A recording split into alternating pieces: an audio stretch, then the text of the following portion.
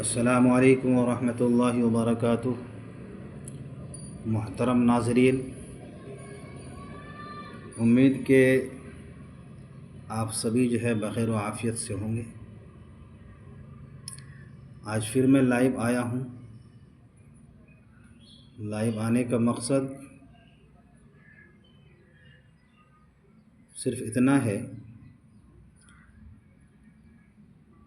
कि हमारे गोती अंचल जो ग्वालपोखर में पड़ते हैं, थाना ग्वालपोखर, उसमें 14 अंचल हैं। उन 14 अंचलों में से एक अंचल गोती अंचल है। तो उसमें हमारे कुछ भोले भाले नौजवान जो है जज्बात में बह जाते हैं। वह नमूना आप सबों से छुपा हुआ नहीं है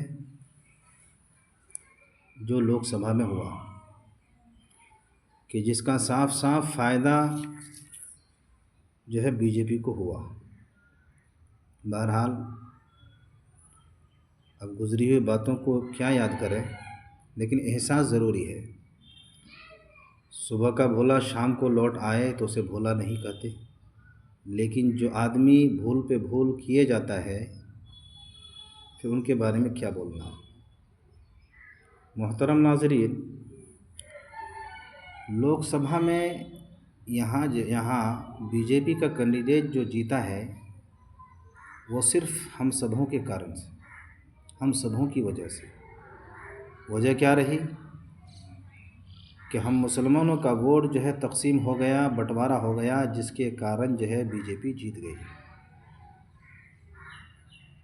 जिसका खमियाज़ा आज हम लोगों को भुगतना पड़ रहा है। मोहतरम नाज़रीन, देखिए, घर में अगर 10 अफराद हों, 10 लोग एक घर में रहते हों तो आपस में बहस मुबाहसा होगा ही, झगड़ा होता ही है, किसी को किसी से शिकवा होता ही है, हो ही सकता है। लेकिन इसका मतलब ये नहीं कि घर के उस आदमी को जो हर आदमी से झगड़ते रहता है उसको हम नज़रअंदाज कर दें, है ना। बल्कि जब हम घर वालों पर कोई मुसीबत आती है या आएगी तो मुशाहदा है, देखा गया है कि वो घर के 10 अफराद में से जिसे 9 आदमी नहीं देख पाता था, वो आदमी जो है अपने घर को बचाने के लिए, अपने घर की इज़्ज़त को बचाने के लिए जो है वो आदमी हमारे साथ में आ जाता है, फिर लड़ाई शुरू कर देता है। अब इसी तरीक़े से हमारे जनाब MIC साहब जो है, MIC ग़ुलाम रब्बानी साहब जो है, ये घर के अफराद में से हैं, हमारे ग्वालपोखर के हैं, चकलिया के नहीं हैं। इस वजह से मैं ग्वालपोखर के ख़ास करके गोती अंचल के उन तमाम आवाम से ये कहना चाहता हूँ और ये कहना मुनासिब समझता हूँ कि लोकसभा में हमने किसी की बात नहीं सुनी, बल्कि जज्बात में आकर के हमने कांग्रेस का जो कैंडिडेट हमारे विक्टर भाई हैं उनको हमने दे दिया।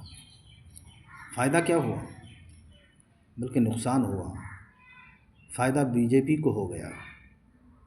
आज अगर हमारा MP यहाँ से जीतता तो उनका फ़ायदा ज़रूर ज़रूर कम से कम ग्वालपोखर को थोड़ा बहुत पहुँचता। मेरे मोहतरम, और मैं आज फेसबुक में आकर लाइव जो है हमारे जो एडवोकेट अली इमरान रम्ज़ उर्फ़ विक्टर भाई साहब हैं, उनसे बड़े अदबन से ये कहना चाहूँगा कि देखिए, कांग्रेस पार्टी आप करते हैं बड़े शौक़ से कीजिए, लेकिन हमारे मगरबी बंगाल के अंदर कांग्रेस का वजूद अभी नहीं है।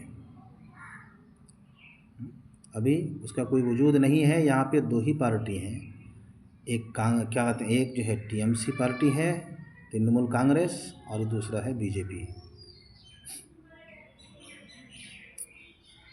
अब मानते हैं कि इन दोनों पार्टियों में से आप किसकी तरफ इशारा करते हैं? अगर बीजेपी के बारे में बोलते हैं तो हम मुसलमानों का विश्वास, अभी तक बीजेपी जीत नहीं पाई है, ना हम लोग जाएंगे। ना, हम लोग जाएंगे। इस वजह से मैं विक्टर भाई से ये कहना चाहूँगा कि देखिए, आप जो है चकलिया से एमएलए हारे हैं, गुज़िश्ता जो एमएलए इलेक्शन से हारे हैं आप चकलिया से, न कि ग्वालपुखर से। इसलिए आपको वहाँ लड़ने की ज़रूरत है, न कि ग्वालपुखर में।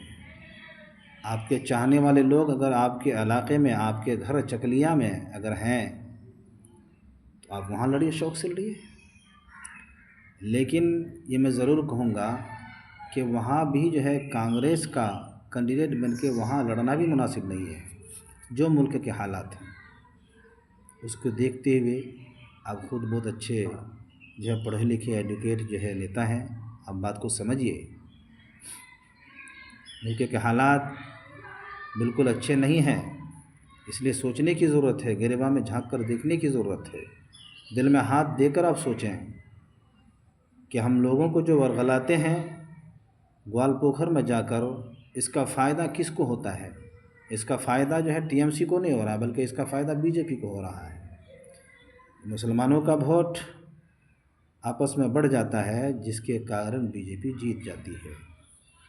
तो इसलिए आप जो है वहाँ लड़ें, बल्कि आप वहाँ के लोगों की खिदमत करें। हमारे ग्वालपोखर जो थाना है, थाना ग्वालपोखर में लोगों की खिदमत के लिए हमारे जनाब MIC ग़ुलाम रब्बानी साहब ही काफ़ी हैं, और उनके साथ साथ जो है उनके हमरा, उनकी हिमायत में हमेशा जो है हमारे शाहकारी सभापति